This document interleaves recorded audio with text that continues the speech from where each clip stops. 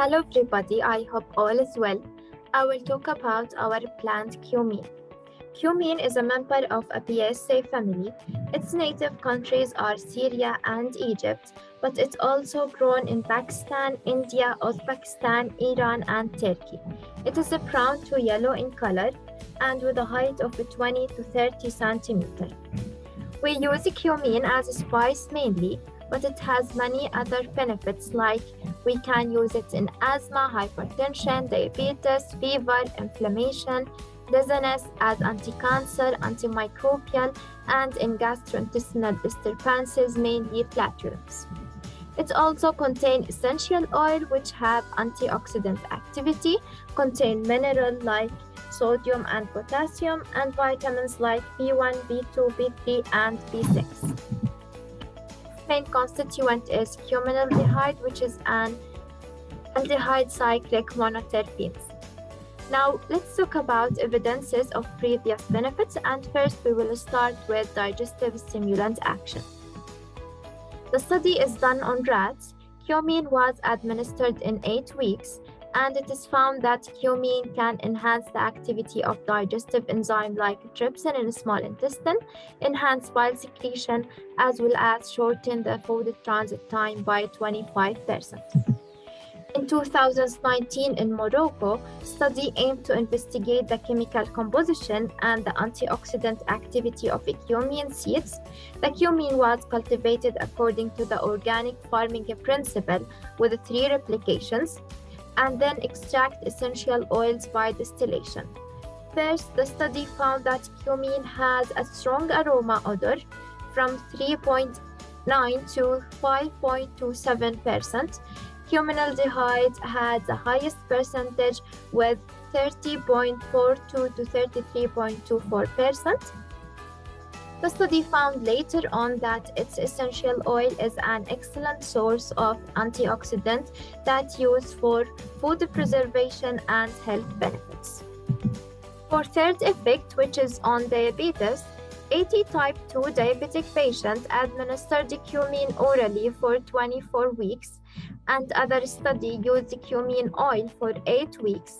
They are found that fasting and postprandial blood sugar was reduced in all patients, as well as the level of insulin is elevated. So it is recommended to drink boiled cumin on the morning on an empty stomach. Faisalabad University in Pakistan made a research in 2019 about obesity because, as we know, obesity is a major risk factor of many other diseases. They randomly selected 50 women whose BMI more than 25 kg per meter square, not smoker and don't suffer from other diseases. Their ages are from 20 to 45 years old. They administered 5 grams of cumin powder with water every day for 2 months. Then the researcher took a blood sample and measured lipid profile. This study found that cumin can decrease weight and level of LDL triglyceride due to fibers and antioxidant effect, and the HDL level increased after 6 weeks, and there were no harmful effects reported. In 2021, study examined the antimicrobial effect of cumin. The study is done on Staphylococcus aureus and Klebsiella pneumonia.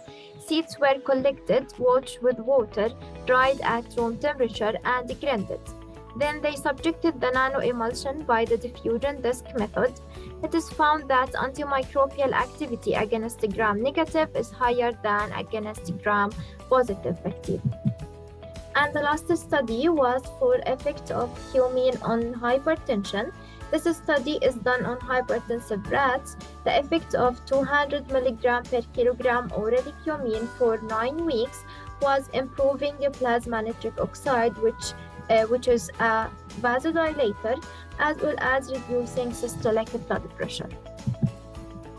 Here we have other benefits of cumin like chemotherapeutic effects, anti-angiogenic effect, reduce the length and number of blood vessels, and additive effect of anti-inflammatory when we use 9% of cumene with Ag and O3.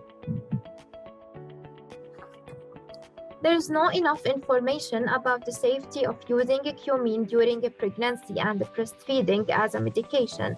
So to stay on the safe side, it is recommended to get cumene from food only.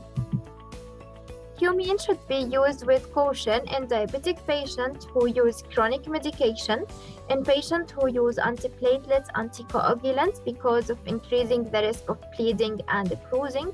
And finally, it can increase the level of absorption of some drugs such as rifampin, which increase the level of side effects. We are Group 9. Thank you for listening.